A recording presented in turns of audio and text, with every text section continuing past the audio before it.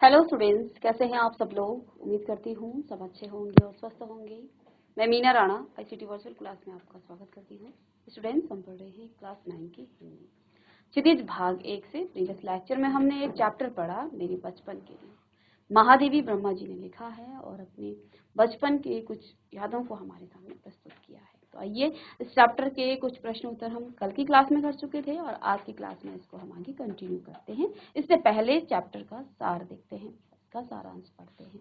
तो देखिए, प्रस्तुत संस्मरण में महादेवी जी ने अपने बचपन के उन दिनों को स्मृति के सहारे लिखा है जब वे विद्यालय में पढ़ रही थी। इस अंश में लड़कियों के प्रति सामाजिक रवैये, विद्यालय की सहपाठियों, छात्रावास के जीवन और स्वतंत्रता आंदोलन के प्रसंगों का बहुत ही सजीव वर्णन है। लेखिका अपने बचपन के दिनों को याद कर कहती है कि वे परिवार में पहली लड़की पैदा हुई थी। घर में हिंदी का कोई वातावरण नहीं था, लेकिन माँ उन्हें जो है संस्कृत, हिंदी और अंग्रेजी आदि की शिक्षा उनको दी थी।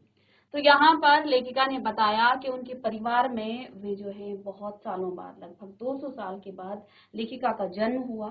उस समय समाज की स्थिति ऐसी थी कि बालिकाओं को, लड़कियों को जन्म लेते ही मार दिया जाता था और यदि मारा नहीं गया है तो उनको पढ़ाया लिखाया नहीं जाता था, उनको चार दीवारी के अंदर बंद करके रखा जाता था। ठीक है। और इसका मुख्य कारण ये भी रहा कि उस समय जो है दहेज प्रथा का बहुत ज्यादा प्रचलन था। तो इसी के डर की वजह से जो है लोग लड़कियों को या तो गर्भ में ही मार देते थे या तो जन्म लेने के बाद मार देते थे। समाज की स्थिति जो है बहुत ही बुरी थी। समाज में लड़कियों की स्थिति बहुत बुरी थी। तो इन सब के चलते यहाँ पर महादेवी लेखिका का जन्म हुआ। उनके बाबा दुर्गा माता के भक्त थे। ठीक है। तो अब जो है बहुत सालों के बाद इनके परिवार में एक लड़की ने जन्म लिया था। ठीक है। इसलिए जो है इनका बड़ा जो है यहाँ पर आदर और सत्कार किया गया। इनको जो है बड़ा ही सम्मान मिला। परिवार में सभी ने जो है खुशियां मनाई इनके जन्म पर। इनके जो बाबा जी थे वो फारसी और उर्दू जानते थे और वो जो है अब महादेवी को विदुषी बनाना चाहते थे। वो बहुत पढ़ाना लिखाना चाहते थे अपनी पोती को। ठीक है। तो देखिए, उन्होंने फारसी और उर्दू तो नहीं सीखा, लेकिन अपनी माँ से जो है ये संस्कृत और हिंदी के प्रति इनका रुझान जो है, संस्कृत और हिंदी की तरफ जो है इनका रुचि इनकी बढ़ी। इसके बाद एक कॉलेज में इन्होंने एडमिशन लिया जहाँ पर सुभद्रा कुमारी से इनकी मुलाकात हुई, जो कि छात्रावास में इनके साथ ही वो है एक ही कमरे में रहा करती थी। तो अब इन दोनों ने जो है वहाँ कविताएं लिखी। इसके बाद वो वहाँ से चली गई। तो इस प्रकार से उन्होंने सभी यादें हमारे सामने प्रस्तुत की हैं। ठीक है। तो कहती हैं, और स्वतंत्रता आंदोलन के प्रसंगों का बहुत ही सजीव वर्णन उन्होंने यहाँ पर किया है। लेखिका अपने बचपन के दिनों को याद कर कहती हैं कि वे परिवार में पहली लड़की पैदा हुई थी। घर में हिंदी का कोई वातावरण नहीं था, लेकिन माँ ने उन्हें संस्कृत, हिंदी, अंग्रेजी आदि की शिक्षा दी। फिर मिशन स्कूल में जाने पर उनकी मुलाकात हुई सुभद्रा चौहान से। ठीक है। उनके छात्रावास में विभिन्न स्थानों से आए बच्चों में एकता एवं सहानुभूति का की भावना थी। तो इन्होंने यहाँ पर ये बात भी बताई कि उस समय जो है ईसाई और हिंदू दोनों ही, सभी लड़कियां जो है छात्रावास में रहा करती थी एक साथ, और उनमें जो है एक ही मेस में वो खाना खाती थी। उनमें जो है बहुत एकता थी। यहाँ इनकी मुलाकात हुई सुभद्रा कुमारी चौहान से, जो कि कविता लिखा करती थी। शुरू शुरू में इन्होंने जो है ब्रज भाषा में कविताएं लिखी और ये चोरी छुपे जो है कविताएं लिखती थी, लेकिन एक साथ रहते के बावजूद जो है ये बात नहीं छुप पाई। सुभद्रा कुमारी ने एक दिन इनसे पूछ डाला कि क्या तुम कविता लिखती हो। इन्होंने मना किया, लेकिन जब इनकी किताबों को टटोला गया तो बहुत कुछ मिला। फिर उन्होंने इनका एक हाथ पकड़ा और उन पन्नों को लेकर के वो पूरे हॉस्टल में घूमी और क्या कहा कि ये कविताएं लिखती हैं। फिर दोनों जो है कविताएं लिखने लगी और ये जो है स्त्री दर्पण में इन्होंने अपनी कविताओं को जो है भेजा, वहां पर वो छपती थी। फिर कवि सम्मेलन होते थे और दोनों जो है वहां पर जाती थी। साथ में इन्होंने ये भी बताया कि ये जो है अपनी जो जेब खर्च था उससे एक दो आने जो है वो देश के लिए बचाती थी और बाबूजी को दे देती थी। एक घटना का जिक्र किया जब इनको जो है एक चांदी का कटोरा मिला था पुरस्कार में। सुभद्रा को दिखाया तो उन्होंने कहा कि तुम मुझे खीर बना के खिलाओ, लेकिन यहाँ जो है बाबूजी आए और बाबूजी ने जो है इनसे ये कटोरा ले लिया। ठीक है। तो उनको जो है बड़ी खुशी भी हुई और दुख भी हुआ कि बाबूजी ने ये नहीं पूछा कि ये कविता, किस कविता के लिए तुम्हें ये जो है कटोरा मिला, ये पुरस्कार मिला। ठीक है ना। तो यहाँ पर भी ये जिक्र है कि वे जो है लिखती थी, वे कविता लिखती थी, कविता पाठ में उन्हें हमेशा प्रथम पुरस्कार ही मिलता था। तो महादेवी ने यहाँ बताया कि जब वो कविता लिखती थी तो उनको हमेशा ही प्रथम पुरस्कार ही मिलता था। एक बार उन्होंने पुरस्कार में मिले चांदी की कटोरी को दान स्वरूप जो है गांधी जी को दे दिया। उनके घर के पास रहने वाले नवाब साहब के परिवार से उनके बड़े अच्छे संबंध थे। नवाब साहब ने ही उनके छोटे भाई का नामकरण किया था। उस समय लोगों में जैसी एकता और भाईचारा दिखता था, आजकल बहुत सपना सा लगता है। तो इन्होंने क्या कहा, जहां पर वो रहती थी, जिस बिल्डिंग में वो रहती थी, तो वहां पर एक नवाब साहब थे, तो उनके जो है पारिवारिक संबंध भी बहुत अच्छे थे। और आज जो है आज के समाज में इस प्रकार के संबंध दिखना बहुत मुश्किल हो गया है। तो इस प्रकार से जो है यहाँ पर इन्होंने इसका वर्णन किया है। चलिए, महादेवी ब्रह्मा, इनका जन्म जो है सन 1907 में उत्तर प्रदेश के फर्रुखाबाद शहर में हुआ था। इसको ठीक कर लीजिए, शहर इस तरह से नहीं होगा, इसकी इनकी जो है शिक्षा दीक्षा प्रयाग में हुई।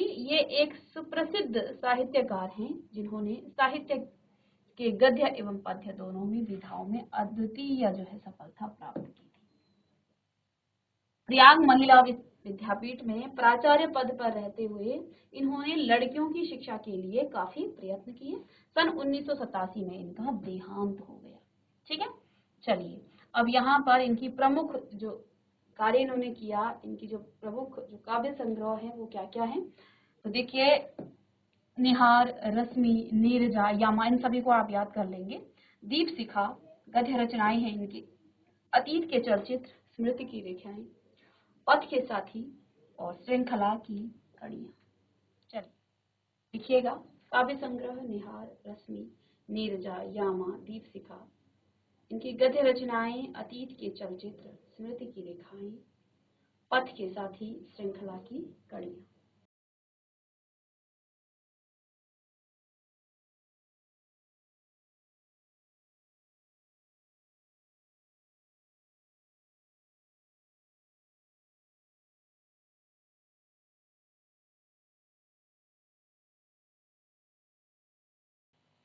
साथ ही इस पाठ के कुछ यहाँ कठिन शब्दार्थ हैं, इनको भी आप लिख लीजिएगा। तो यहाँ पर परम धाम यानी स्वर्ग, यानी कि लड़कियों को मार दिया जाता था। प्रतिष्ठित यानी सम्मानित, वाइस चांसलर यानी कुलपति, निराहार बिना कुछ खाए पिए, निराहार बिना कुछ खाए पिए, फूल यानी तांबे और रागे से बनी एक धातु, फूल, तांबे और रागे से बनी एक धातु, पदक यानी धातु का गोला टुकड़ा जो पुरस्कार के रूप में दिया जाता है, पदक यानी धातु का गोल टुकड़ा जो कि पुरस्कार के रूप में दिया जाता है। चलिए इन सभी शब्दार्थों को लिख लीजिएगा, इसके बाद हम आगे प्रश्न उत्तर को करेंगे।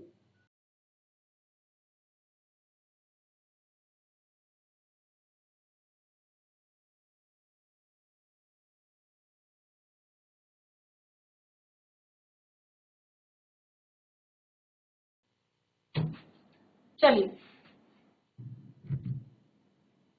तो यहाँ पर कुछ प्रश्न हम कर चुके थे। चलिए, जिन्होंने नहीं किया है एक बार फिर से देख लेते हैं।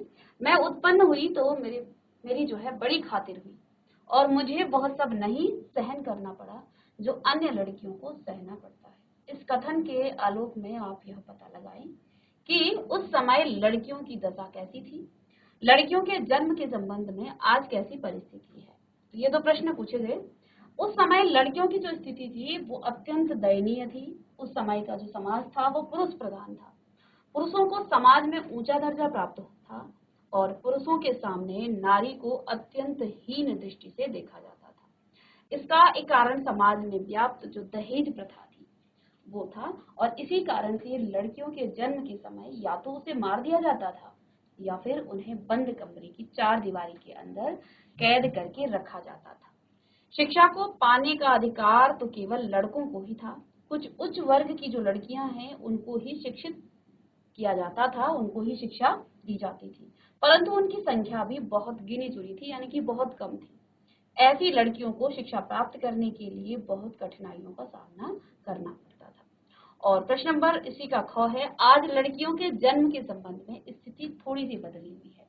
जो स्थिति उस समय थी उससे जो है आज की स्थिति बदल चुकी है। आज शिक्षा के माध्यम से लोग सजग हो रहे हैं और लड़का लड़की का जो अंतर है वो धीरे धीरे कम हो रहा है।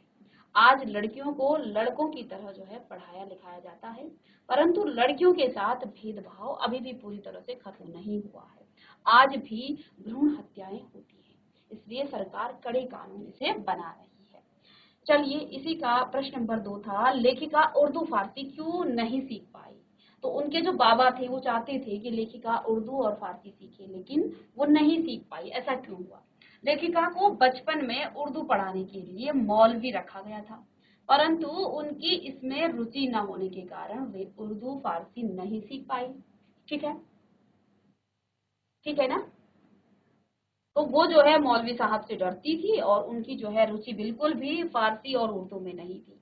वो मौलवी साहब को देख करके चारपाई के नीचे छुप जाती थी। ठीक है ना? तो उनकी जो है उर्दू और फारसी में बिल्कुल भी रुचि नहीं थी, इसलिए वो सीख नहीं पाई। लेखिका ने अपनी माँ के व्यक्तित्व की किन विशेषताओं का उल्लेख किया है? तो लेखिका ने क्या कहा कि माता अच्छे संस्कार वाली महिला थी उनकी, वे धार्मिक स्वभाव की महिला थी, वे पूजा पाठ किया करती थी और वे ईश्वर में आस्था रखती थी। सवेरे कृपा निधान पंसी बन बोले पद और प्रभाती गाती थी, शाम को मीरा के पद गाती थी। वे लिखा भी करती थी। लेखिका ने अपनी माँ के हिंदी प्रेम और लेखन गायन की शौक का वर्णन किया है। उन्हें हिंदी तथा संस्कृत का अच्छा ज्ञान था, इसलिए इन दोनों भाषाओं का प्रभाव महादेवी पर भी पड़ा। चलिए, इसको लिखिएगा। लेखिका की जो माताजी थी वो अच्छे संस्कारों वाली महिला थी, वे धार्मिक प्रवृत्ति की महिला थी, पूजा पाठ करती थी और ईश्वर में उनकी आस्था थी। सवेरे कृपा निधान पंसी बन बोले पद को वो प्रभाती यानी सुबह सुबह गाती थी और शाम को वो मीरा के पद गाती थी और इसी का प्रभाव महादेवी पर भी पड़ा। उनको जो है, क्योंकि ब्रज भाषा में ही मीरा के पद गाए जाते थे, सुबह सुबह वो संस्कृत के कुछ श्लोकों को जो है अपनी माता जी से सुनती थी, इसलिए उनको जो है ब्रज भाषा, हिंदी और संस्कृत के जो है थोड़ा उसको उनको जो है ज्ञान हो गया था। इसी वजह से जो है वो हिंदी से प्रेम करने लग गई थी। ठीक है, और आगे चलकर उन्होंने हिंदी में ही जो अपने लेखन का कार्य किया। चलिए आगे देखिए, जवारा के नवाब के साथ, ये प्रश्न आपका कल की क्लास में नहीं हुआ था तो इसको आप कर लीजिएगा। तो जवारा के नवाब के साथ अपने पारिवारिक संबंधों को लेखिका ने आज के संदर्भ में स्वप्न जैसे क्यों कहा? तो यहाँ लेखिका ने कहा कि जवारा के जो नवाब थे उनके साथ उनके परिवार के बहुत अच्छे संबंध थे। उन संबंधों को लेखिका ने आज के संदर्भ में स्वप्न जैसे कहा। क्यों? क्योंकि आज का समाज जो है ऐसा नहीं है जैसा जो है वो बताती है कौन, जवारा के जो नवाब हैं और उनकी जो बेगम थी, उनके साथ इनके जो पारिवारिक संबंध थे वो बहुत ही घनिष्ठ थे। कहती हैं आज जो है आज के समाज में इस तरह के जो संबंध हैं वो बन पाना वो स्वप्न जैसे है। तो ऐसा उन्होंने क्यों कहा है? चलिए प्रश्न का उत्तर लिखेंगे। पहले हिंदू मुस्लिम को लेकर इतना भेदभाव नहीं था, क्योंकि जो नवाब थे वो मुस्लिम थे और आज जो है हिंदू और मुस्लिम के बीच का जो भेद है वो बहुत ज्यादा वो बढ़ गया है। तो कहती हैं पहले हिंदू और मुस्लिम को लेकर इतना भेदभाव नहीं था। हिंदू और मुस्लिम दोनों एक ही देश में प्रेम पूर्वक रहते थे। तो पहले हिंदू और मुस्लिम दोनों ही एक साथ रहते थे और प्रेम पूर्वक रहते थे। स्वतंत्रता के पश्चात हिंदू और मुस्लिम संबंधों में बदलाव आ गया। आपसी फूट के कारण देश दो हिस्सों में बंट गया। पाकिस्तान मुस्लिम प्रधान देश के रूप में प्रतिष्ठित है और हिंदुस्तान आपका हिंदुओं का वर्चस्व कायम है। तो हमारा देश स्वतंत्र होने से पहले दोनों ही देश एक थे, भारत और पाकिस्तान। लेकिन अंग्रेजों ने स्वतंत्र होने से पहले ही जो है भारत को क्या कर दिया, दो हिस्सों में बांट दिया, भारत और पाकिस्तान। पाकिस्तान जो है उसमें मुस्लिम देश है, उसमें ज्यादा लोग मुस्लिम हैं, और जो हिंदुस्तान है उसमें हिंदुओं का वर्चस्व है। ठीक है। ऐसी परिस्थिति में हिंदू और मुसलमान दो अलग अलग धर्मों के लोगों का जो है प्रेम पूर्वक रहना एक स्वप्न की तरह जो है समान प्रतीत होता है। तो जैसा कि यहाँ महादेवी ने बताया कि नवाब जवारा के जो नवाब हैं और उनकी जो बेगम है वो बिल्कुल एक परिवार की तरह रहा करते थे। उनके भाइयों को राखी बांधती थी, ठीक है, और राखी बांधने से पहले वो जो है अपने बच्चों को, अपने बेटों को जो है बिल्कुल भी एक निवाला भी कुछ भी नहीं देती थी। उपवास करने के लिए कहती थी कि जब तक जो है उन्होंने राखी नहीं बांधी तब तक तुम कुछ नहीं खाओगे।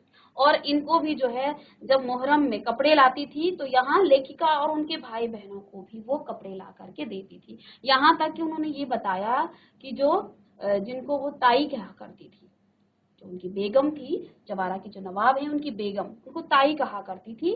तो ताई जान को ने ही उनके भाई का नामकरण भी किया, ठीक है, मनमोहन नाम करके रखा, जो कि बाद तक भी वही उसका नाम रहा, ठीक है। तो ये जो है मुख्य कारण हो चुका है, क्योंकि आज हिंदुस्तान और पाकिस्तान तो अलग मुल्क बन गए हैं, दो अलग देश बन गए हैं। पाकिस्तान में मुस्लिम लोग बसे और भारत में जो है हिंदुओं का वर्चस्व है। ऐसी परिस्थिति में आज हिंदू और मुस्लिम दो अलग अलग धर्मों के लोगों का प्रेम पूर्वक रहना एक स्वप्न की तरह प्रतीत होता है, स्वप्न की तरह लगता है। चलिए इस प्रश्न का उत्तर लिखिए। और नेक्स्ट प्रश्न है, जब महादेवी से के साथ जो है सुभद्रा कुमारी चौहान थी और वो वहां से चली गई थी, तो इनकी एक नई जो है पार्टनर वहां उस रूम में आती है, जबुनिसा। महादेवी ब्रह्मा के लिए बहुत काम करती थी, और जबुनिसा के स्थान पर यदि आप होती या होते तो महादेवी से आपकी क्या अपेक्षा होती? तो देखिए, अगर जबुनिसा की जगह पर जो है मैं होती या होता तो मैं उनसे प्रेम और आदर की अपेक्षा रखती या रखता। उनसे पढ़ाई में सहयोग प्राप्त करना और कविता काव्य लिखने का प्रोत्साहन पाना चाहता या चाहती, क्योंकि वो बहुत अच्छी लेखक थी। वो लिखती थी, कविताएं लिखती थी, गद्य भी उन्होंने लिखे हैं। तो उनसे जो है अपेक्षा, देखो वो जब निशा उनका काम तो करती थी लेकिन उसके बदले जो है वो उनकी मदद करती थी, ठीक है। तो उनसे जो है पढ़ाई में सहयोग प्राप्त करती।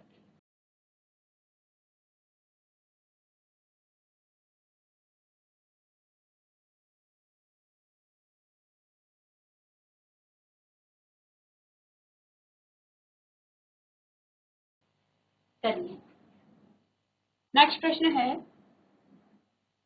महादेवी वर्मा को काव्य प्रतियोगिता में चांदी का कटोरा मिला था।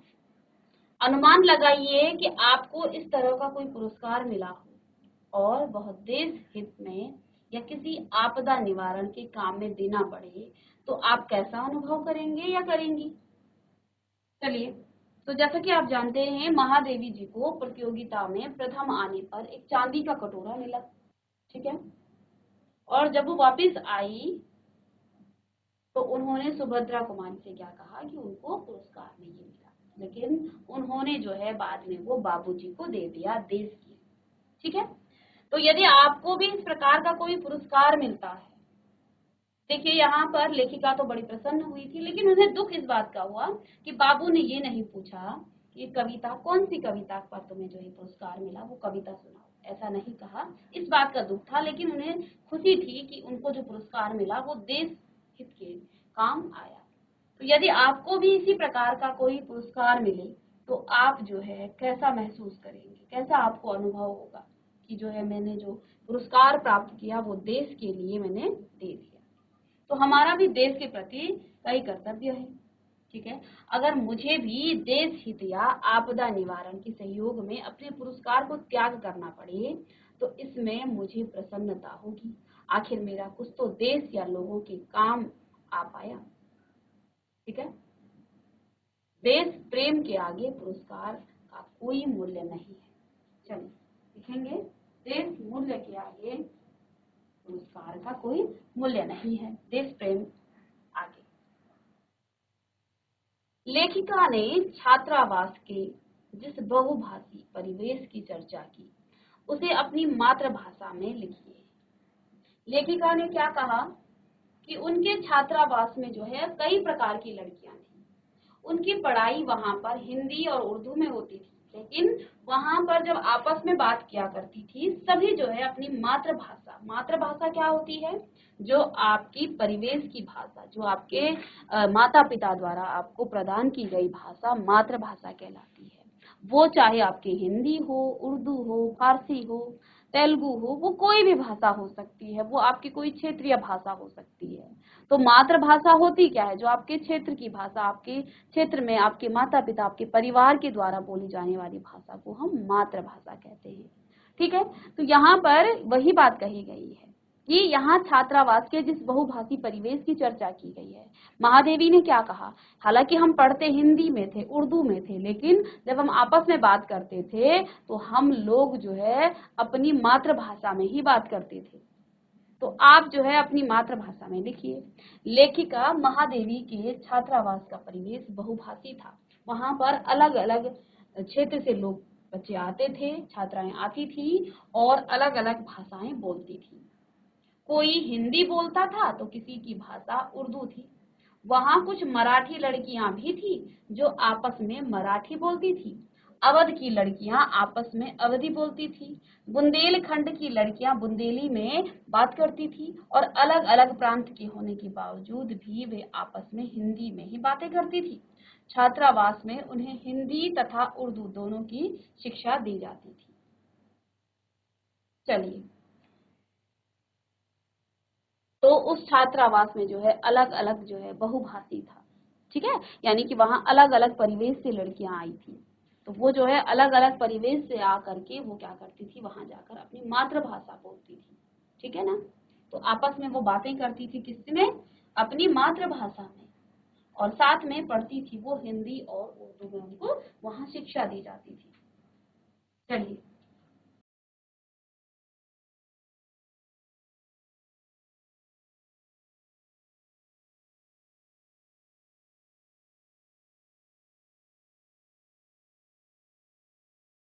चलिए नेक्स्ट प्रश्न है यहाँ पर, पाठ से निम्नलिखित शब्दों के विलोम शब्द आपको ढूंढ कर लिखना है। जैसे विद्वान हो गया, अनंत हो गया, निरपराधी, दंड और शांति। तो इनके आप विलोम शब्द, विद्वान का मूर्ख, अनंत संक्षिप्त, निरपराध यानी कि अपराधी, दंड पुरस्कार, शांति और अशांति। चलिए,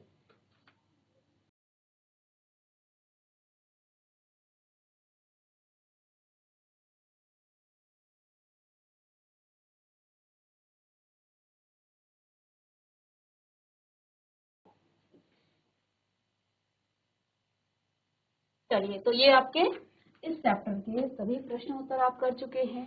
ठीक है, तो आप इस चैप्टर के आप क्वेश्चन आंसर सभी याद करेंगे और मिलते हैं फिर नए चैप्टर के साथ। तब तक के लिए thank you and have a nice day.